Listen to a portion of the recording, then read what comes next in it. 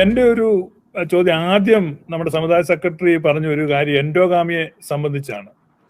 ഞാൻ പറഞ്ഞു ഇതിപ്പോൾ നമ്മളിതൊരു ഡിബേറ്റ് നടത്തുകയല്ല, ഇതൊരു സൗഹൃദ ചർച്ചയാണ്. അതുകൊണ്ട് നിങ്ങൾ ഈ എൻഡോഗാമി അത് കാത്തലിക് കനാനായ കമ്മ്യൂണിറ്റിക്കും ബാധകമാണ്. സത്യത്തിൽ ജൂവിഷ് ട്രഡീഷനിൽ മട്രിലീനിയർ ഡിസെൻഡൻസിയാണ് അവർ ഫോളോ ചെയ്യുന്നത്. അപ്പം നിങ്ങൾ എന്നാ അത് അല്ല, നിങ്ങളൊരു ടോട്ടൽ എൻഡോഗാമി എന്ന് പറഞ്ഞ് ക്രോസ് ആയിട്ട് വിവാഹം കഴിക്കുന്ന എല്ലാവരെയും പുറത്താക്കുകയല്ലേ. അപ്പം നിങ്ങൾ ഒരു ജൂവിഷ് ട്രഡീഷൻ നിങ്ങൾ ക്ലെയിം ചെയ്യുന്നുണ്ട്. അപ്പോൾ സത്യത്തിൽ മട്രിലീനിയർ ഡിസെൻഡൻസി ആണെങ്കിൽ സമുദായത്തിന് പുറത്തുനിന്ന് വിവാഹം കഴിക്കുന്ന സ്ത്രീകളെ നിങ്ങൾ നിങ്ങളുടെ സമുദായത്തിൽ ഉൾപ്പെടുത്തേണ്ടതല്ലേ? അതേപ്പറ്റി എന്താ നിങ്ങൾ പറയുന്നത്? ഞാൻ മറുപടി കൊടുക്കട്ടെ. മാട്രിലീനിയൽ ഡിസെന്റ് ജൂയിഷിന്റെ ഇടയിൽ അതിനൊരു കാരണമുണ്ട്. Because they faced a lot of persecution in Europe in the medieval period. കാരണം അവർ യൂറോപ്പിലെ ജിപ്സീസ് ആയിരുന്നു ജ്യൂസ് എന്ന് പറയുന്നത്. And I had a talk with the Consul General of Mumbai, the Israeli Consul General at Mumbai, about this issue. അപ്പം അവിടെ ഒരു opinion എന്ന് പറയുന്നത് Jewish the patrimony is one of an opinion. അവർ അമ്മമാർ പറയുന്നത് മാത്രമേ ഉള്ളൂ, അവർക്കൊരു ക്ലാരിറ്റി ഉള്ളൂ. Because women have been raped consistently over period of time and children born to the Jewish women are not necessarily a pure stock. അതുകൊണ്ടാണ് even their DNA, the Jewish DNA is a spectrum. It's a understanding. പക്ഷേ ഞങ്ങളെ സംബന്ധിച്ചോളം we never had that kind of a persecution in India. 4-ാം നൂറ്റാണ്ടിൽ നമ്മൾ കേരളത്തിൽ വന്നു, അങ്ങനെ ഒരു റേപ്പ്, റാൻസാക്ക്, ഒരു ഇഷ്യൂസ് ഇവിടെ വന്നിട്ടില്ല. വേറെ ഇപ്പം ടിപ്പു സുൽത്താൻ്റെ സമയത്ത് കണ്ണൂർ, കോഴിക്കോട് വന്നപ്പം കുറേ ഹിന്ദു സ്ത്രീകളെ റേപ്പ് ചെയ്ത് അവരെ ഫോഴ്സ്ഫുൾ കൺവേർട്ട് ചെയ്ത് മുസ്ലിംസ് ആക്കി. അങ്ങനെ ഒരു എപ്പിസോഡ് കനാന ചരിത്രത്തിൽ ഉണ്ടായിട്ടില്ല. പക്ഷേ ജൂസിനെ സംബന്ധിച്ചുള്ള they have had many bouts of that experience in Europe. അതുകൊണ്ടാണ് they took a policy decision.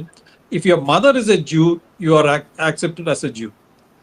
പിന്നെ another aspect is ജൂസിന്റെ ഇടയിൽ ഈ 12 ഗോത്രങ്ങളുടെ ഇടയിൽ ഒരു ഗോത്രം മാത്രമേ ഉള്ളൂ പ്യൂർ എൻഡോഗമി മെയിൻറ്റെയിൻ ചെയ്യുന്നത്. കാരണം ദാവീദിന്റെ ഗോത്രം നോക്കിയാൽ പോലും റൂത്ത് ആയിരുന്നല്ലോ ദാവീദിന്റെ അപ്പന്റെ വല്യമ്മ. Ruth was a Moabite. അപ്പൊ 4ാം ജനറേഷനിലാണ് ദാവീദ് ആണ് പ്യൂർ ഒരു ജൂ ആയത്. അതുകൊണ്ട് ജൂസിന്റെ ഇടയിൽ യു ബിക്കം എ പ്യൂർ ജൂ ഇൻ ദി 4th ജനറേഷൻ. അപ്പൊ അങ്ങനെ പ്യൂരിറ്റി ഓഫ് ജീൻസ് അത് ലേവി ഗോത്രം മാത്രമേ അത് ഫോളോ ചെയ്യുന്നുള്ളൂ. കനാനക്കാർക്ക് ലേവി ഗോത്രത്തിലെ ഒരു ജീനിയോളജിയാണ് വരുന്നത്, സെലോത്സ്, ദി വേർഡ് കനാന ഇറ്റ്സെൽഫ്. അപ്പം we are more particular about that. അല്ല, അതിനകത്ത് ഈ